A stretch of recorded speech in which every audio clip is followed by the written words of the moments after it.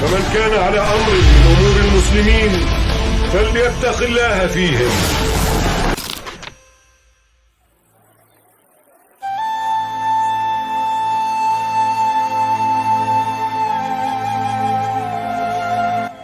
Hijriyah.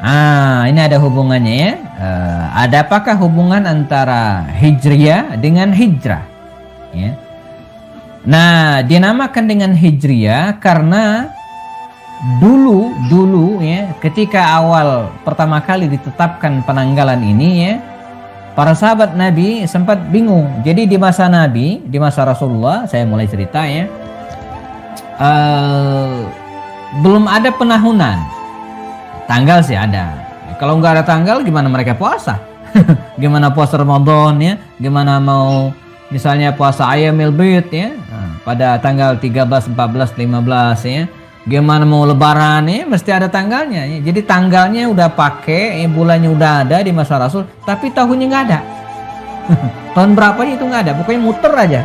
Ya. Habis Muharram, Zulhijjah, habis Muharram, Safar, Rabiul Awal terus, jadi nggak ada tanggal, nggak ada tahunnya gitu ya. Belum ada tahunnya. Nah biasanya tahun itu merujuk pada peristiwa besar. Ya, misalnya ketika Nabi diutus disebut dengan tahun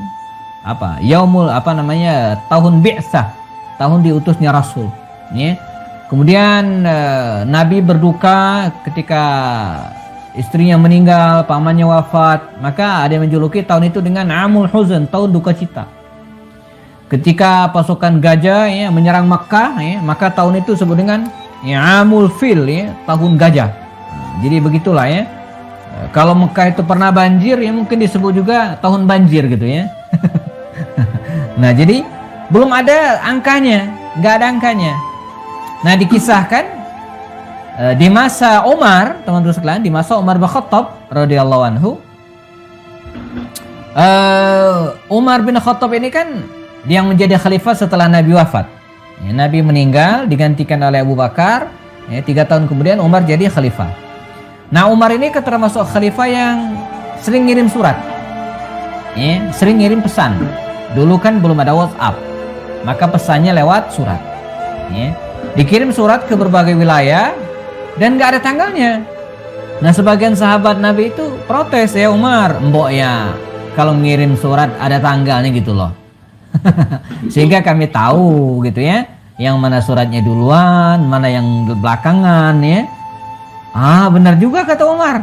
Dan Umar ini termasuk pemimpin yang berani ya, pemimpin yang berani membuat hal-hal yang belum ada dan diperlukan. Ya, banyak cerita tentang Umar bin Khattab ini ya. Maka dikumpulkanlah para sahabat, ini teman-teman sekalian, dikumpulin dan mereka rapat. Ya, rapatnya waktu itu offline ya. Bukan online. Kata beliau ya, ini ada semacam usulan ya, gimana kalau surat-surat saya ini ditulis tanggal, bulan, tahun. Nah, gimana? Sepakat. Nah, cuman startnya dari mana? Mulai tahun 1, bulan 1, tanggal 1-nya itu kapan? Ya. Ada yang usul, seperti orang Romawi aja, ya, yang membuat penanggalan berdasarkan kelahiran Nabi Isa. Ya. Maka penanggalan disebut dengan Masehi, Isa al-Masih, ya, Yesus versi mereka. Ya. Yang lain mengusulkan seperti orang Persia aja, ya, tahun wafatnya raja mereka dijadikan sebagai tahun pertama. Yang lain mengusulkan seperti kelahiran Nabi. Beliau diutus menjadi nabi. Akhirnya yang diterima adalah usulnya Ali. Ali bin Abi Thalib yang mengusulkan, saya usul kata Ali, tahun pertamanya itu ketika hijrah dari Mekah ke Madinah. Itu tahun pertamanya. Setuju? Setuju. Karena peristiwa hijrah ini adalah peristiwa yang bersejarah. Ya, peristiwa yang sangat banyak hikmahnya. Terjadi perubahan-perubahan yang sangat dahsyat setelah kaum muslimin hijrah. Banyak hal yang bisa dilakukan setelah kaum hijrah, ya, kaum muslimin hijrah dibanding dengan sebelum mereka hijrah. Kalau sebelum hijrah itu nggak bisa azan, gitu kan? Karena masih dilarang oleh kafir Quraisy. Setelah hijrah mereka bisa azan. Kalau sebelum hijrah itu mereka tidak bisa sholat berjamaah bebas. ya. Setelah hijrah mereka bisa, ya. Sebelum hijrah ya, di antara mereka misalnya ya banyak syariat-syariat yang belum diturunkan, nggak bisa laksanakan, tapi setelah hijrah mereka merdeka, ya. Jadi bisa melaksanakan banyak hal. Jadi mereka sepakat tahun satunya ketika mereka hijrah. Nah, ya. Terus bulannya bulan apa kita mulai? Mulai bulan apa? Nah, konon ada yang mengatakan ya dalam suatu riwayat Utsman bin Affan mengusulkan kita mulai dari Muharram aja.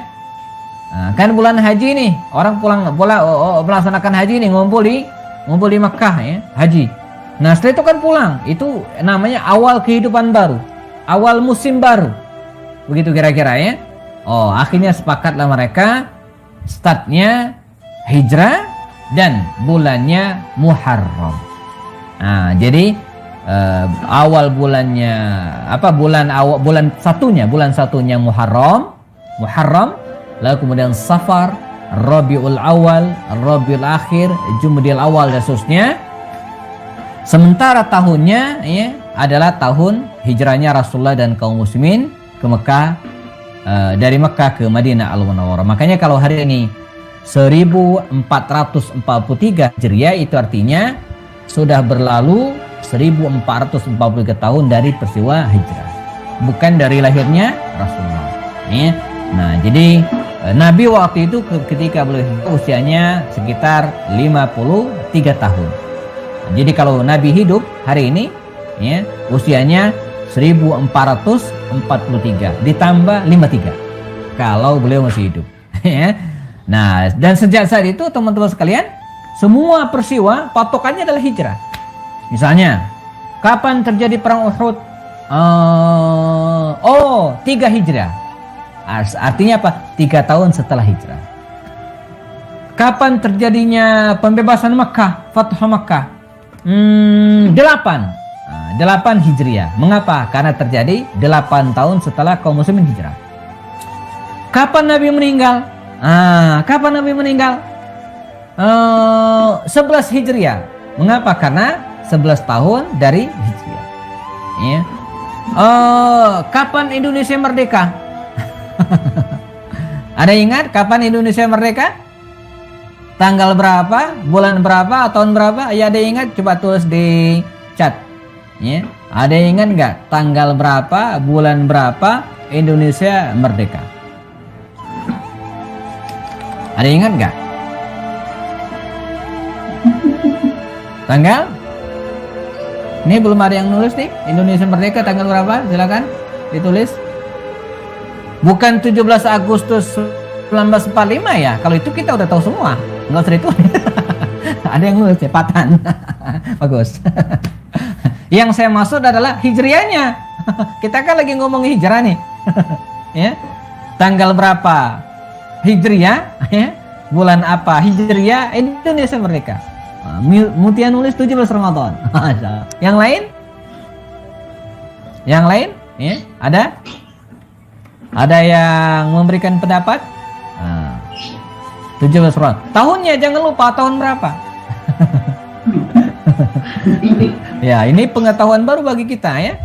Jangan sampai bukan hanya hijrahnya ya, bukan hanya Masehinya tapi juga hijriahnya. Jadi mulai harus belajar sejarah teman-teman sekalian. Di Instagram saya ya dalam 2-3 hari ini saya akan tayangkan postingnya tanggal berapa, bulan berapa, tahun berapa Hijriah kita merdeka ya. Lalu siapa yang menciptakan lagu himne kemerdekaan atau hari merdeka 17 Agustus 45 itu siapa yang ciptaan? Itu yang bikin lagu itu ternyata Habib ya. Taunya kita kan H. Mutahar doang. Padahal itu seorang Habib. Al-Mutahhar itu kan gelar famnya gitu ya. Namanya Muhammad Hussein ya, bin Salim bin Ahmad bin Husain bin Al-Mutahhar. Jadi seorang Habib ya. Rumah tempat mereka menulis teks proklamasi itu punya seorang pengusaha Arab ya. Namanya nanti kita akan bahas. Ini ada Akbar sudah nulis 9 Ramadan 1364. Kayaknya dapat dari Google ini kayaknya. Bagus, nggak masalah. Kita belajar dari mana saja ya. Benar ya? Ah, betul. Jadi kita merdeka tanggal 9 Ramadan 1364. 1364 Hijriah. Nah, jadi kalau dihitung sekarang 1443 ya, dikurang dengan berapa tadi? 1364, nah, lebih dari 76. Bisa 78 79 tahun ya kita merdeka. Kalau hitungannya Qamariyah, Hijriah. Nah, jadi kita merdeka 1364 tahun setelah Hijriah. Nah, jadi kita mulai harus membiasakan diri teman-teman sekalian ya, mengenal ya penanggalan Hijriah ini. Ya, mulai membiasakan diri. Seperti hari ini tanggal 7 Muharram ya, 1443. Nah, mengapa Umar bin Khattab menjadikan momentum hijrah ini sebagai patokan? Nah, ini kita akan kita akan bahas sejarahnya. Bagaimana proses hijrahnya Rasul itu ya, sehingga ya Umar bin Khattab dan para sahabat menjadikan momentum ya, peristiwa hijrah ini sebagai penanggalan. Kalau enggak ya, merupakan peristiwa besar yang enggak akan dijadikan sebagai landasan hijrah atau penanggalan hijrah ya. Oke, baik. Kita mulai saya coba share screen ya supaya bisa membantu ya. Oke, udah kelihatan ya. Hijrah Rasulullah ke Madinah Al-Munawwarah ya. Kita akan bahas kisahnya dan nanti kita juga akan mulai coba bahas. Oke. Udah kelihatan gede ya. Oke, siap. Hijrah ke Madinah. Baginda Rasul SAW diutus oleh Allah Subhanahu Wa Taala ya, di Mekah. Ya, jadi kita mulai dari sini. Nabi lahir di Mekah. Tahun gajah. Atau 53 tahun sebelum Nabi hijrah. Kemudian Nabi diutus oleh Allah Subhanahu Wa Taala ya, menjadi Rasul ya, di Mekah. Nabi mendapat wahyu di Mekah. Berdakwah di Mekah ya, memang ya Nabi mendapat dukungan ya sebagian penduduk Mekah, tapi tidak semua. Ya, bahkan kalau dibuat presentasinya ya atau dihitung lebih banyak yang tidak mendukung, terutama tokoh-tokoh kafir Quraisy pada waktu itu. Bahkan ya Nabi pernah mau disiksa ya, kemudian dibully, disebut orang gila ya, dan seterusnya ya. Nabi sempat memerintahkan kepada para sahabat untuk hijrah ke tempat lain namanya Habasyah, tapi Nabi nggak ikut. Nabi pun pernah hijrah ke Taif, tapi gagal. Ya, tidak diterima oleh penduduk Taif. Nah, akhirnya baginda Rasul ya membidik Madinah, merencanakan hijrah ke Madinah. Ini kalau teman-teman lihat peta ya, ini Mekkah. Nah, Mekkah di sini, Mekkah di tengah ini Mekkah ya, kelihatan. Nah, ini Madinah. Jarak antara Mekkah dengan Madinah ini kira-kira ya dari Bogor menuju ke Solo. Ada orang Solo, kampungnya di sini orang Solo. 500 kilo, sekitar 500 kilo. Saya di tahun 2019 akhir sebelum Covid ya, pernah liburan sama anak-anak keliling. Kita ke Pemalang, kemudian Magelang ya, langsung ke Jogja, ke Solo, muter-muter daerah situ ya. Nah, pas mau pulang ya masuk tol Solo. Ya, saya pasang GPS dari Solo menuju ke Bogor, rumah saya di Bogor. 500 kilo. Kira-kira jarak Mekah dan Madinah itu 500 kilo. Kalau perjalanan bus ya kalau di Indonesia bisa 7-8 jam. Tapi kalau di Arab cepat 5 jam pakai bus. Mekah Madinah itu sekitar 5 jam. Kalau mobil pribadi ya bisa kurang dari itu, bisa 4 jam. Ya, itu pakai rem. Kalau nggak pakai rem lebih cepat lagi. Kalau pakai kuda jadi Mekah Madinah itu pakai kuda 3 hari. 3 hari 3 malam. Ya. Kalau pakai unta 8 hari. 8 hari. Jalan kaki jalan kaki sekitar 11 atau 12 hari. Karena kemampuan rata-rata bangsa Arab jalan kaki itu sehari itu 40 kilo. Sehari jalan kaki itu 40 kilo. Ya. Jadi kalau 500 berarti rata-rata 12 kilo. 12 hari. Ya, kalau 10 kan 400 meter. 400 km ya. Jadi 40 kali 10. Nah ini 500, sekitar 12 harian gitu ya. Ini Mekah ke Madinah. Jadi Nabi itu hijrah teman-teman sekalian dari Mekah ini ya, Mekah yang menuju ke Madinah Al-Munawwarah. Nah, mengapa Mekah? Mengapa Madinah? Nabi hijrah itu kenapa Madinah? Enggak ke Depok misalnya. Atau enggak ke Bogor gitu ya. Kenapa ke Mekah? Ada beberapa alasan. Nah, kita coba belajar ya. Pertama, letak Madinah tak terlalu jauh dari Mekah, hanya sekitar 500 kilo. Kalau ke Bogor jauh, mesti naik pesawat, belum ada waktu itu. Mesti naik kapal laut. Wah, berbulan-bulan. Kakek nenek kita dulu antara 1 sampai 2 bulan naik haji pakai kapal laut. Lama sekali gitu ya.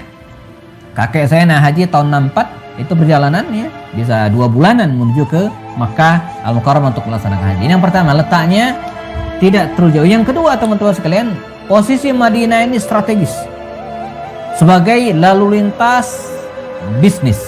Ya, kita kembali ke peta. Nah, ini Mekah teman-teman, ini Madinah. Dulu ada jalur bisnis, perjalanan bisnis, rute dari Syam itu di atas di sini nih. Ini ada ini. Kalau teman-teman bisa lihat, ini ada Syria, ada Yerusalem, ada Oman. Ini wilayah Syam. Jadi kaum muslimin itu, atau maaf, orang-orang Arab itu biasa kalau musim panas mereka dari Mekah ini hijrah, bisnis bawa dagangannya 2 bulan lebih ke sini nih, ke Syam. Kalau musim dingin mereka ke Yaman. Nah, ini Yaman. Jadi Mekah Madinah ini menjadi lalu lintas. Ya. Kayak orang Jakarta mau ke puncak mesti lewat Bogor, kecuali lewat tol ya. Kayak orang Jawa ya pengen ke Sumatera, ya kalau pakai bus mesti lewat Lampung, ya mesti lewat Batu Raja, ya kalau lintas barat, ya, depan rumah saya ya. Rumah saya di Batu Raja. Nah jadi Madinah ini ya lalu lintas, jalur lalu lintas sangat strategis, ya. Jadi dekat dengan negara maju dan aksesnya bisa. Yang ketiga, dari sisi militer, Madinah ini teman-teman sekalian ya mudah dipertahankan. Jadi secara geografis ya, Madinah ini bisa digambarkan di sebelah kiri bagian barat ya merupakan tanah bebatuan dan bukit tinggi. Jadi kalau musuh pengen menyerang Madinah nggak mungkin dari arah barat. Dari arah timur ya, selain bebatuan besar dan bukit-bukit tinggi juga ada kebun-kebun kurma. Jadi kalau musuh pengen menyerang Madinah nggak mungkin dari arah timur dan tidak mungkin dari arah barat. Jadi dibentengi oleh alam. Ya. Dan dari arah selatan bagian bawah, ya, di sini terdapat benteng-benteng orang-orang Yahudi. Nggak mungkin bisa menyerang Madinah dari bawah, dari arah selatan, karena orang-orang Yahudi bikin rumah sekaligus benteng. Ya. Kayak orang Cina, kalau orang Cina itu bikin rumah sekaligus toko, jualan ya. Nah, beda dengan orang Sunda. Orang Sunda bikin rumah sekaligus kandang ayam ya, kandang kambing bawahnya ya. Nah, ini orang-orang Yahudi enggak, mereka bikin benteng, bikin rumah sekaligus benteng. Makanya kalau kita belajar perang Khandaq ya, kaum muslimin itu diserang dari arah utara. Ya, dan inilah yang dibuat benteng. Jadi secara militer ya bahwa Madinah ini menarik, bagus. Sulit diserang oleh musuh. Ya, dipertahankan oleh alam dengan izin Allah. Madinah sedang mengalami krisis kepemimpinan sehingga ketika kehadiran Nabi itu betul-betul dinanti. Kayak negara tetangga lah, bukan negara kita ya, negara tetangga ya. Nah, ada yang krisis kepemimpinan, gitu ya. Itu kita sedang menunggu pemimpin-pemimpin yang adil, pemimpin-pemimpin yang soleh gitu kan, sangat dinanti. Nah Nabi juga demikian. Begitu Nabi datang diterima dengan baik, karena mereka memang mengalami krisis kepemimpinan. Yang berikutnya Madinah, ini penting. Di Madinah ya, terdapat banyak paman Nabi. Jadi Nabi itu teman-teman sekalian, leluhurnya ada yang orang dari Madinah. Leluhur Rasulullah ya, itu ada orang Madinah. Siapa? Ibunya kakek Rasul. Nah, ada yang tahu kakek Rasul siapa namanya? Kakek Rasul ada yang ingat? Rasulullah Muhammad Abdul Muttalib. Abdul Muttalib. Nah, Abdul Muttalib ini punya emak. Ya, punya bapak dulu deh. Abdul Muttalib ini punya bapak, namanya Hashim. Nah, Hashim ini punya istri. Nah, di antara istrinya itu orang Madinah, namanya Salma. Nah, Salma inilah yang menjadi ibu dari Abdul Muttalib. Jadi ibu dari kakeknya Rasulullah itu orang Madinah, sehingga masih ada paman-paman beliau lah kira-kira ya, dari kabilah Bani Najjar di Madinah Al-Munawwarah. Sehingga ketika Nabi datang, wah ini masih keluarga, masih terbilang keluarga Rasul SAW. Yang terakhir yang berikutnya adalah ada peluang besar yang ditawarkan oleh personal Madinah ya, yang sudah masuk Islam lebih dulu. Ini kecerdasan Nabi. Jadi sebelum Nabi hijrah, beliau sudah mengirimkan duta namanya Mus'ab bin Umair ke Madinah dan mengajak orang-orang Madinah masuk Islam. Dan sebelumnya sudah ada beberapa pemuda Madinah yang datang ke Nabi di Makkah dan masuk Islam. Jadi nggak nol banget. Jadi ketika Nabi datang itu sudah lebih dari 100 orang masuk Islam di Madinah. Sehingga ketika Nabi datang, wah mereka rebutan, ya Rasulullah nginap di rumah saya saja ya. Jadi Nabi diterima dengan baik. Ini salah satu kunci sukses hijrahnya Rasulullah SAW ke Madinah. Nah, kita akan ceritakan bagaimana proses hijrahnya Rasulullah SAW ini ya. Oke, baik. Teman-teman sekalian, Rasulullah SAW begitu mendapatkan perintah dari Allah untuk hijrah, pindah dari Mekah ke Madinah, segera mengumumkan kepada para sahabat. Kata beliau, sahabat-sahabatku, kita hijrah, pindah dari Mekah ke Madinah.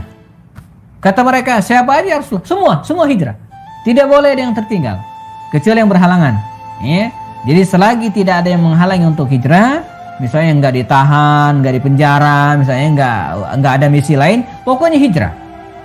Maka Nabi memberikan instruksi kepada para sahabat untuk hijrah semua, hijrah. Caranya bagaimana? Kata Rasul, terserah. Ya. Jadi yang penting hijrah. Mau jalan kaki boleh, naik pesawat, nggak bisa. Ya. Waktu itu belum ada pesawat. Mau naik unta boleh, pakai kuda juga boleh. Mau berangkat siang hari boleh, malam hari nggak apa-apa. Siang hari boleh juga, berangkat sendiri boleh, bareng keluarga tidak ada masalah. Teman-teman juga nggak masalah. Ya, maka berangkatlah sahabat-sahabat Nabi ini lebih dulu berangkat. Ada yang jalan kaki, ada yang pakai sepeda. Sepeda nggak ada ya. Ada yang pakai kuda, pakai unta, ada yang malam hari, sesuai dengan kondisi masing-masing. Rasulullah terakhir. Ya, hijrahnya terakhir. Ini karakter seorang pemimpin yang bertanggung jawab. Ya, setelah memastikan para sahabatnya aman, dua hijrah semua, baru Nabi menyiapkan untuk hijrah. Jadi Nabi nggak egois, nggak misalnya beliau hijrah duluan, yang belakang bodo amat, ya nggak begitu, nggak ya. Jadi Nabi merasa Madinah sudah aman, sudah nyaman, para sahabat Nabi sudah hijrah, sebagian besar sudah hijrah semua, baru Nabi merencanakan untuk hijrah. Disinilah masalahnya. Ketika orang-orang kafir Quraisy, tokoh-tokoh Quraisy tahu bahwa Nabi akan hijrah dan sudah didahului oleh para sahabat yang hijrah ya, mereka tidak mungkin membiarkan. Mereka sepakat untuk mencegah hijrahnya Nabi ke Madinah Al-Munawwarah. Pertanyaannya, mengapa orang-orang itu mencegah Rasul?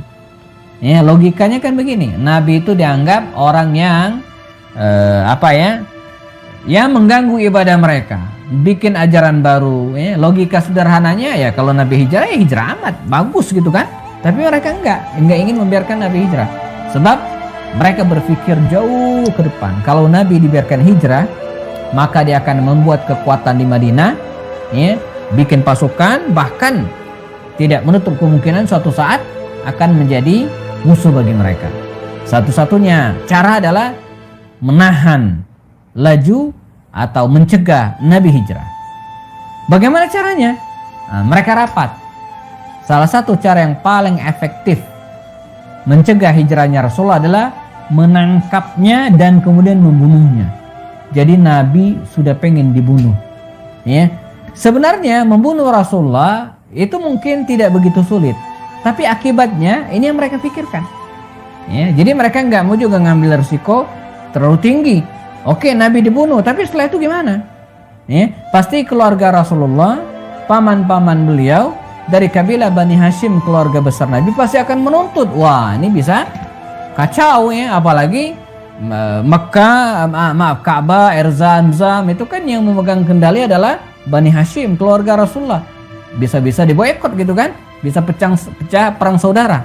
Nah, jadi kalau Nabi dibunuh oleh seseorang ya, maka akan terjadi perang saudara antar kabilah. Makanya mereka menyepakati, dan ini usul dari Abu Jahal, kata dia, saya usul, gimana ya kalau Muhammad itu kita bunuh rame-rame ya, kita siapkan satu orang dari setiap kabilah, begitu Nabi keluar rumahnya kita bunuh sama-sama ya, bisaifin, dengan pedang, setiap orang megang pedang dan menusuk tubuh Rasulullah, sehingga darah Nabi itu mengalir ke semua kabilah, dan keluarga Rasul tidak bisa menuntut ke kabilah manapun karena Nabi dibunuh oleh banyak kabilah, dia akan berhadapan dengan beberapa kabilah.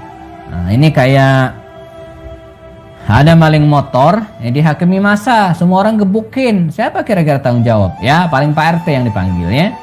Nah kira-kira demikian ya. Tapi kalau satu orang yang ngebunuh kan dia di penjara, ini kan enggak, digebukin rame-rame, dibakar gitu kan. Dia siapa yang tanggung jawab? Ya paling aparat setempat gitu kan, artinya struktur masyarakat, RT, RW. Nah dulu kan enggak. Maka berharap dengan cara seperti ini mereka bisa mengatasi masalah dan mencegah Nabi hijrah. Maka dikumpulkanlah, disiapkanlah beberapa anak muda ya, yang siap untuk mengeksekusi hal ini. Di antaranya ada Abu Jahal, ada Jubair bin Mut'am, ada Jubair bin Rabi'ah, Nadhr bin Harith, Abul Bukhturi, Nabi bin Hajan, seterusnya ada Umayyah bin Khalaf. Ini tokoh-tokoh muda ya, yang siap untuk membunuh Rasulullah SAW ketika keluar dari rumahnya. Maka pada hari Kamis, malam Jumat, akhir bulan Safar. Nah demikian ya. Jadi Nabi itu hijrahnya teman-teman sekalian bukan Muharram. Yang Muharram itu para sahabat Nabi yang hijrah. Nabi itu sebulan kemudian, bulan Safar, akhir bulan Safar. Nah, jadi Nabi hijrah itu akhir bulan Safar. Kamis malam Jumat, ya, Nabi siap-siap berangkat ya, untuk berangkat ke Madinah. Dan rencana Rasul ini ternyata bocor, sudah diketahui oleh tokoh-tokoh Quraisy. Karena itu pada malam hari itu, Kamis malam Jumat ini, mereka mengepung rumah Rasul. Dikepung. Rumah Nabi itu nggak begitu gede, dikepung oleh 10 pemuda, nggak mungkin lolos.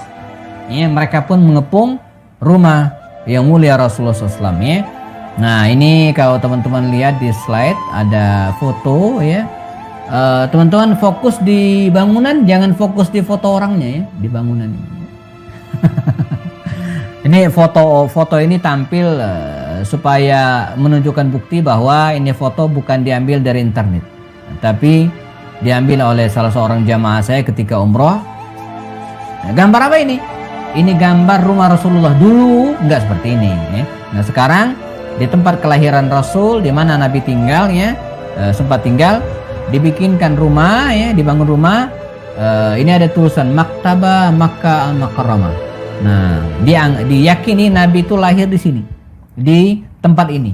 Tentu saja bangunannya yang enggak seperti ini kalau dulu, tapi lokasinya di sini, di Mekah. Jadi kalau kita haji ya, umroh ya, setelah sa'i kita keluar dari Safa, langsung ke Marwah ya. Nah dari Marwah itu, dari pintu Marwah kita keluar, nanti ada toilet gede banget, toilet besar. Ya, jangan masuk toilet kecuali kebelet. Nah kita ke belakang, bagian belakangnya ini ada rumah ini. Ini disebut dengan Darul Maulid, rumah kelahiran Rasulullah. Nah, jadi Nabi kira-kira ya, lokasi tempat tinggalnya di daerah-daerah sini. Ya, sebuah lembah yang diapit oleh tiga gunung, Jabal Safa, Marwah, dan Abu Qubais. Nah, jadi di Mekah itu ada 3 gunung ini ya. Nah di lembahnya, disitulah rumah kediaman keluarga Rasul SAW. Dikepung rumah Nabi ini teman-teman sekalian. Apa yang dilakukan Rasulullah ketika rumahnya dikepung? Ya, apa yang dilakukan oleh Rasulullah ketika rumahnya dikepung oleh 10 pemuda dan tidak mungkin bisa keluar? Ada beberapa strategi. Pertama, Nabi memerintahkan kepada Ali bin Abi Thalib untuk tidur di tempat tidur Rasulullah menggunakan selimut beliau. Wah, ini cerdas luar biasa teman-teman ya. Sehingga ketika orang-orang yang mengepung rumahnya itu ngintip ini. Tenang, Muhammad masih tidur, lihat tuh, masih pakai selimut. Jadi ini namanya ngeprank. Tapi janganlah disebut Nabi ngeprank, nggak bagus kalimatnya. Jadi Nabi membuat strategi. Nah, strategi Rasul, kata Rasul, ya Ali, Anda tidur di tempat tidur saya, pakai selimut, selimutin. Paling palanya doang kelihatan sama hidungnya supaya bisa nafas gitu ya. Sehingga ketika orang ngintip, wah tenang, Muhammad masih tidur. Ya, jadi tenang, ntar begitu keluar kita gebuk rame-rame, kita bunuh rame-rame ya. Ini strategi Rasul. Dan kebetulan saat itu Ali bin Abi Thalib ini teman-teman udah dewasa. Umurnya waktu itu 21-22 tahun. Udah dewasa, udah lulus kuliah. Atau jelang lulus kuliah lah ya kalau hari ini. Badan Ali bin Abi Thalib itu mirip banget dengan Rasulullah. Nah, dikisahkan ya Ali itu tinggi tapi tidak tinggi banget gitu ya. Kemudian rambutnya itu bergelombang ya, kemudian bewoknya juga ya. Hidungnya juga mancung ya. Di antara hal yang membedakan Nabi dengan Ali itu adalah matanya. Jadi mata Rasulullah itu dia agak tedur gitu ya. Tapi Ali itu bersinar. Ya, seperti elang. Itu ciri khas Ali bin Abi Thalib. Sisanya fisiknya mirip dengan Rasulullah. Jadi Ali itu sisa mirip dengan Rasulullah tubuhnya. Dan ini tidak mengherankan karena Ali kan sepupunya Rasulullah. Jadi masih keluarga Rasulullah, anak pamannya Rasulullah. Jadi masih ada darah ya, kabilah yang sama antara Rasul dengan Ali. Nah, ketika Ali sedang tidur, tidur di tempat tidur Rasulullah ya. Nah, orang-orang yang mengepung rumah ini ketika mereka mengintip, wah tenang, Muhammad masih tidur. Saking tenangnya di antara mereka itu ada yang nyender ya. Karena nyender, lama-kelamaan apa? Ketiduran. Nah, maka teman-teman yang ikut kajian ini jangan nyender ya, ntar ketiduran. Kalau kajian, talim, ya, belajar online ya, usahakan jangan nyender, bisa ketiduran. Ya, apalagi kalau videonya ditutup, ustadznya nggak ngeliat, udah itu ya, sambil rebahan nggak kelihatan ya. Nah, saking tenangnya orang-orang itu tadi gitu ya, akhirnya mereka ketiduran berjamaah lagi ya, ketidurannya berjamaah, bareng-bareng. Ketika mereka sedang tidur lelap, Nabi keluar dari rumah. Nabi keluar ya dari rumahnya menuju ke rumah Sayyidina Abu Bakar Siddiq. Nah, kalau kita lihat rute hijrahnya itu ya, dari rumahnya ya, beliau naik ke atas bukit sedikit ya, naik bukit sedikit ke daerah sekarang tempat itu dijadikan sebagai hotel, rumah Abu Bakar Siddiq itu, dan di situ ada musola Abu Bakar. Di situ kira-kira Abu Bakar tinggal. Naik bukit sedikit ya, kemudian mereka turun ya. Sekarang ada namanya Syari' atau Tariq Hijrah. Syari' Ibrahim namanya ya. Jadi saya sering menginap kalau umroh, sering menginap di hotel dekat-dekat situ. Disebut dengan Tariq Hijrah atau Syari' Ibrahim. Syari' Ibrahim atau Tariq Hijrah. Jadi turun dari situ Nabi ya. Mestinya teman-teman sekalian ya, setelah keluar dari rumah Abu Bakar Siddiq itu ya, Nabi itu belok kanan. Naik ke atas menuju ke Madinah, arah utara. Nah, demikian mestinya ya. Jadi dari rumah Abu Bakar ya, kemudian muter ke kiri, bukan ke kanan, ke kirinya, kemudian langsung terus lurus ke arah utara. Karena posisi Madinah di arah utara. Tapi Nabi tidak. Nabi justru berbalik ke arah yang sebaliknya. Ya, ke arah Jabal Sur, ya. Kalau nggak salah saya ada peta tadi ya. Kita balik sedikit. Nah, teman-teman perhatikan peta ini ya. Nah, ini rute hijrah Rasulullah. Jadi rumah Nabi itu starts di sini rumah Nabi. Oke? Ini petanya saya bikin landscape seperti ini ya. Jadi silakan dimiringkan kepalanya masing-masing. Ini startnya dari sini ya. Mestinya Nabi itu terus sekalian ke sini nih, terus ke sini. Kan Madinah di sini, arah utara atas ya. Tapi Nabi enggak. Nabi malah ke sini, ke Bukit Sur. Ya, Bukit Sur. Nah, di Bukit Sur. Jadi arahnya berlawanan persis. Gitu ya, berlawanan dengan arah hijrah. Apa yang kemudian terjadi teman-teman sekalian ketika pagi hari, saat matahari mulai muncul dari ufuk timur, gitu kira-kira ya, dan mulai terang ya, yang mengepung rumah Nabi ini heran kok Nabi nggak keluar, katanya mau hijrah malam ini, gitu kan? Pas diintip masih ada di dalam orangnya, gitu kan? Masih ada, mungkin udah bangun tapi masih ada orang di dalamnya. Akhirnya itu rumah digerebek, dibawa dipaksa bongkar pintunya ya. Begitu digerebek rumahnya, yang muncul Ali. Oh, kata Abu Jahal, mana Muhammad? Mana Muhammad? Diginiin kira-kira kerahnya. Mana Muhammad? Kata Ali bin Abi Thalib, dia santai aja gitu kan. Kata dia, nggak ada. Periksa kalau nggak percaya. Kemana? Udah keluar semalam. Loh, kok kami nggak tahu? Ya pada tidur sih, nggak tahu gitu kan. Makanya jangan tidur. Diperiksa nggak ada. Di kolong tempat tidur ya, di laci emang nggak ada. Kalau di laci sih nggak muat ya. Diperiksa nggak ada.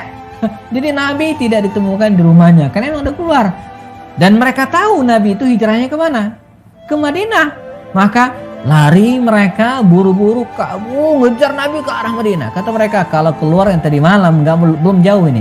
Paling sampai ke Tan'im. Ya, Tan'im itu sekitar ya luar kota Makkah lah ya. Atau jauh-jauh dikit lah sekitar 100 kilo. Nggak nyampe 40 kilo maksimal gitu ya. Dikejar. Pakai kuda mereka ngejar. Sampai jauh ke arah luar kota Makkah nggak ada. Karena Nabi emang nggak arahnya ke situ. Nabi tidak ke situ. Nabi ke mana?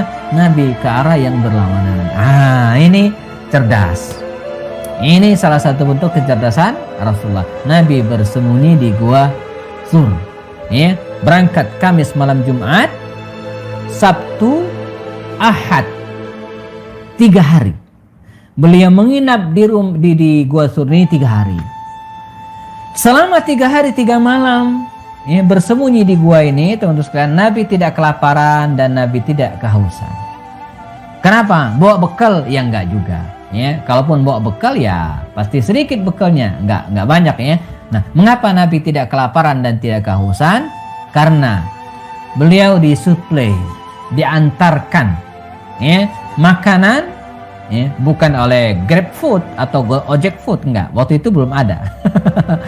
Oleh putri Abu Bakar As-Siddiq, namanya Asma bint Abu Bakar ya, yang karena tidak ada tali untuk mengikat makanan itu untuk dibawa ke Rasulullah, maka dia menggunakan tali pinggangnya untuk mengikat makanan tersebut. Karena itu dalam sejarah Asma dipanggil dengan Zatun Nitaqain, pemilik 2 ikat pinggang ya. Dan bukan hanya itu ya, putra baginda Rasul, putra Abu Bakar Siddiq yang lainnya, Abdullah bin Abu Bakar juga ikut sesekali menginap ya. Jadi dia malam hari menginap, siang hari turun ke Mekah untuk mendapatkan informasi, dengar-dengar ya, apa yang dilakukan oleh orang-orang kafir Quraisy. Setelah gelap dibalik lagi ke ayahnya laporan ya. Jadi Nabi dan Abu Bakar ketika bersembunyi di Gua Sur itu ya, update informasi ya, walaupun beliau nggak baca internet tapi update informasi, karena Abdullah bin Abu Bakar ini selalu bolak-balik tentu saja dengan cara diam-diam ya. Hamba saya Abu Bakar ya, budak yang kemudian dimerdekakan namanya Amir bin Fuhairah pun ya, menggembalakan kambing di sekitar Gua Sur. Selain untuk menghilangkan jejak-jejak Rasulullah dan Abu Bakar, dia juga untuk menyiapkan persediaan air susu untuk Rasulullah, sehingga selama 3 hari 3 malam di Gua Sur Nabi tidak kehausan dan tidak kelaparan. Apa yang dilakukan oleh orang kafir Quraisy, teman-teman sekalian ya, mereka kekeh terus mencari Rasulullah tapi tidak ketemu ya. Karena itu mereka membuat sayembara. Barang siapa bisa menangkap Muhammad hidup atau mati, dia akan mendapatkan hadiah. Hadiahnya 1 miliar atau kira-kira 100 ekor unta. Wow, ini harga yang besar, harga yang mahal gitu ya. Ini menggiurkan sangat gitu ya. Nah, mereka mencari terus, bahkan dikisahkan ya, begitu jelinya orang-orang ini, teman-teman sekalian, sampai di antara mereka ada yang udah naik ke atas Jabal Sur itu. Ya, sudah mau nyampe, sudah kata Abu Bakar Siddiq. Abu Bakar sudah melihat mereka. Kata Abu Bakar Siddiq, seandainya salah seorang dari mereka melihat ke bawah, melihat jempol kaki mereka sendiri nunduk begini, la ra'auna, pasti mereka akan melihat kami. Tapi Allah menyelamatkan Rasulnya ya. Allah menutup mata mereka sehingga walaupun sudah sangat dekat dengan Rasulullah, tapi mereka tidak melihat Rasulullah. Dari sini nanti ada cerita-cerita tentang sarang laba-laba ya, burung merpati yang bersarang di mulut gua, walaupun ada mengatakan hadisnya hadis yang dhaif. Tapi yang pasti Allah yang menyelamatkan Rasulnya. Setelah menginap 3 malam ya, Jumat, Sabtu, Ahad, hari Senin pagi beliau turun ya, beliau turun dari gua ini ya, dan meyakin bahwa sudah selamat ya, kondisi sudah aman ya. Mereka turun dan Tidak sendirian. Rasulullah tidak hanya berdua dengan Abu Bakar Siddiq, mereka menyewa seorang penunjuk jalan, guide, ya, supaya tidak nyasar, karena mereka akan melewati jalan yang tidak biasa. Namanya Abdullah bin Uraiqid Al-Laythi. Nah, ini non muslim, teman-teman. Jadi Abdullah bin Uraiqid ini non muslim, tapi dia amanah, jujur, dibayar oleh Abu Bakar Siddiq, disewa, dibayar, ya, untuk menjadi penunjuk jalan, guide mereka. Ya, maka berangkatlah Rasulullah SAW yang menuju ke Madinah Al-Munawwarah melewati jalan yang tidak biasa. Ya, maka kalau kita lihat peta tadi, teman-teman, kita kembali ke peta. Ini kayak Dora aja nih. Kita kembali ke peta. Kita kembali ke peta. Peta mana peta? Ah, ini peta. Teman-teman perhatikan petanya. Ini ada tulisannya. Yang apa namanya, yang putus-putus, ya, yang putus-putus ini mana yang putus? Ini putus-putus. Ini perjalanan hijrah Rasulullah. Nah, teman perhatikan yang putus-putus. Nah, yang enggak putus-putus, ini yang enggak putus-putus ini rute perjalanan kafilah dagang, jalan umum. Nah, jadi jalan umum yang tidak putus-putus ini jalan umum, ya. Nah, sementara yang putus-putus ini jalan rute hijrah Rasul. Artinya apa? Ketika hijrah itu Nabi tidak melewati jalan umum. Ya, kita perhatikan dari sini, ya, dari Gua Sur, ya, beliau terus muter, dia muter ke arah Hudaybiyah, ke bawah, naik ke atas lagi, muter ke bawah lagi, terus, ya. Sesekali tetap bersinggungan dengan jalan utama. Jadi Nabi enggak muternya jauh banget sini, enggak. Jadi zigzag begini. Nah, teman-teman perhatikan rutenya, zigzag. Begini. Ya. Jadi begini jalannya, supaya nggak terjauh dengan jalan umum, tapi tidak pakai jalan umum, ya, supaya nggak ketahuan. No, ini lewat sini terus, ya. Nanti ke sini. Kalau jalan utama itu lewat Badar, ya. Kalau Nabi nggak melipir, ya, ke arah selatan, ya, ke arah bawah, ya, ke arah Laut Merah terus, ya. Kalau jalan utama itu langsung ke Madinah, Nabi nggak. Nabi nggak langsung ke Madinah. Nabi turun, ya, dan mampir di Quba. Kita akan ceritakan. Ini rute perjalanan hijrah. Dari sini kita dapat penjelasan juga, teman-teman, bahwa Nabi juga menggunakan strategi ketika hijrah. Ketika melarikan diri, pakai strateginya sehingga beliau bisa diselamatkan oleh Allah SWT. Kendati demikian, walaupun demikian, ya, apakah Nabi selamat? Bisa, tapi hampir sempat ditangkap. Jadi sayembara tadi ketika diviralkan, disebar, didengar oleh seorang pencari jejak, seorang laki-laki pencari jejak, namanya Suraqah bin Malik Al-Mudliji, namanya Suraqah bin Malik Al-Mudliji, ya. Jadi Suraqah bin Malik Al-Mudliji ini, nah ini di belakang ini, teman-teman, ini Gua Sur, ya. Nah, ini naik ke atas, saya sih belum pernah naik, cuman foto di bawahnya doang, ya. Nah, ini pemandangan Gua Sur, ya, atau Bukit Sur. Di atasnya ada gua. Nabi lanjutkan perjalanan pakai unta, ya. Dan satu hal saya ingin ceritakan tambahan. Ketika Nabi sedang melakukan perjalanan, salah seorang yang ingin membunuh Rasulullah, mengejar Rasulullah, namanya Suraqah bin Malik Al-Mudliji tadi, ingin mendapatkan hadiah dan berhasil, ya, menemukan Rasulullah di sebuah tempat namanya Qudaid, dan hampir saja menangkap Rasulullah. Tapi ketika dia ingin menggebrak kudanya, jatuh, 2 kali digebrak, 3 kali jatuh. Akhirnya nyerah. Muhammad, saya angkat tangan. Ya, fa innaka ma'suman, ini ada yang ngelindungin. Akhirnya dia ketemu Rasulullah, melakukan negosiasi. Kata Rasul, ya Suraqah, Anda saya lepaskan. Tapi dengan syarat, jangan kasih tahu orang lain keberadaan kami di sini. Dan dia jujur, tidak ngasih tahu orang lain. Nabi sebelum berpisah mengatakan, ya Suraqah, gimana menurut Anda kalau suatu saat nantinya Anda menggunakan pakaian kebesaran Raja Persia? Wah, dia bingung, diam aja. Nah, nanti akan terbukti sabda Nabi ini di zaman pemerintahan Umar bin Khattab, ya, Suraqah ini betul-betul menggunakan pakaian, ya, kerajaan Persia. Jadi sesuai dengan sabda Nabi. Kita teruskan hijrah Nabi, ya. Nabi berangkat. Saya pernah, ini petanya, teman-teman sekalian, ya, bukan peta, kalender. Ini kalender saya yang bikin, ya. Ini kalender tahunnya 622 Masehi, bertepatan dengan bulan Safar dan Rabi' Awal tahun 1 Hijriah. Nah, saya jelaskan. Yang gede ini ya, yang besar ini penanggalan Masehi. Oke ya. Yang kecil ini penanggalan Hijriah. Jadi Nabi berangkat dari rumahnya itu tanggal 8 bulan September. 8 September. Ini pas. Bukan musim panas, bukan juga musim dingin. Musim panas sudah turun, musim dingin belum muncul. Kalau kita lihat siklus hari ini, saya sering umroh di luar pandemi ya, itu dingin itu baru mulai November, Desember itu mulai dingin. Kalau September, Oktober belum, dan tidak begitu panas. Puncak panas itu bulan Juli, Agustus atau Juni, Juli, Agustus biasanya ya di Arab Saudi. Nah ini jadi pas banget hijrahnya ya.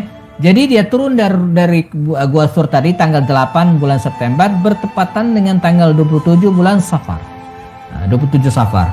Terus beliau menginap di Jumat, Sabtu, Ahad ya, sampai tanggal 30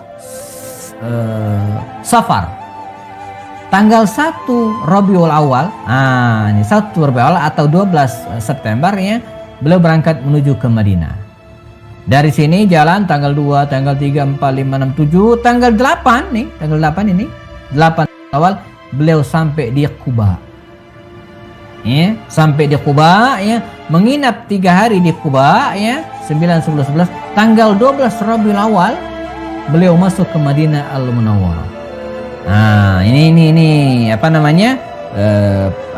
Kalendernya ya. Ini kalendernya. Apa yang kemudian terjadi ketika beliau tiba di Quba? Ini saya jelaskan tadi ya. Nabi tiba di Quba sekitar 5 atau 6 mil sebelum masuk ke kota Madinah.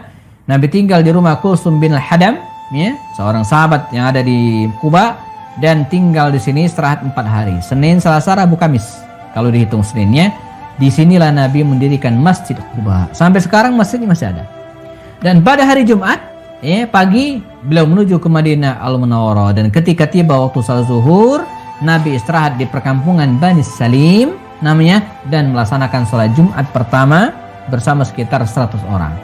Nah, setelah sholat Jumat beliau langsung masuk ke Madinah ya, dan ketika saya gambarkan beliau masuk ke Madinah, para sahabat yang melihat kedatangan Rasulullah dan sudah menanti beliau beberapa hari sebelumnya ya, mereka sudah dapat kabar Nabi sudah berangkat dan mereka menanti Rasulullah. Begitu muncul Rasulullah, mereka sempat bingung, yang mana Muhammad, yang mana Rasulullah, gitu kan? Nah, ya, Abu Bakar Siddiq cerdas. Abu Bakar membuka sorbannya dan ditudungkan ke Rasulullah. Akhirnya mereka tahu inilah Rasulullah. Nah, begitu cerdas yang Abu Bakar Siddiq. Mereka, ya Rasulullah, nginap di rumah saya. Ya Rasulullah, di rumah saya saja. Ya Rasulullah, mereka rebutan agar Nabi menginap di rumah mereka masing-masing. Tapi Nabi orangnya bijak. Nabi tidak ingin menyakiti salah seorang di antara mereka. Akhirnya Nabi mengatakan, biarkan unta saya ini jalan. Di mana diberhenti, maka di situ saya akan menetap, atau dekat rumah, dekat tempat tersebut ya, saya akan menetap, akan tinggal. Janganlah unta ini jalan, pluk, berhenti, duduk, jeplok. Maka ketika dilihat, ternyata rumah yang paling dekat di situ adalah rumah Abu Ayyub Al-Ansari. Maka Nabi menginap di rumah Abu Ayyub Al-Ansari ini, teman sekalian, selama sekitar 6 atau 7 bulan ya, dan setelah itu beliau bikin masjid ya, atau bersama dengan itu Nabi bikin masjid namanya Masjid An-Nabawi ya, Masjid An-Nabawi. Dulu nggak seperti ini masjidnya ya, sangat sederhana. Dan Abu Ayyub Al-Ansari ini sendiri merupakan sahabat Nabi yang mulia karena dia diberikan usia yang panjang oleh Allah dan meninggal dalam sebuah peperangan menuju ke Konstantinopel. Hari ini makam Abu Ayyub Al-Ansari itu ada di Turki, Konstantinopel, yang kita kenal dengan Istanbul. Saya akhir tahun 2019 itu umroh saya sebelum pandemi ya, saya sempat ke sana dan sempat kunjungan ke makam Abu Ayyub Al-Ansari ya, dan saya tanyakan ke petugas tempat. Saya bilang, berapa jauh makam Abu Ayyub Al-Ansari ini dengan sisa-sisa runtuhan benteng Konstantinopel? Kata mereka sekitar 2 atau 3 kilo, dekat banget. Dan ini sesuai dengan doanya bahwa Abu Ayyub Al-Ansari ingin melihat ya, sabda Nabi yang mengatakan bahwa umat Islam akan membebaskan Konstantinopel. Ya. Baik, ini kisah tentang hijrah teman-teman sekalian. Ya, beserta dengan beberapa hikmahnya. Ya, Anda berharap bisa dapat gambaran teman-teman sekalian. Ya.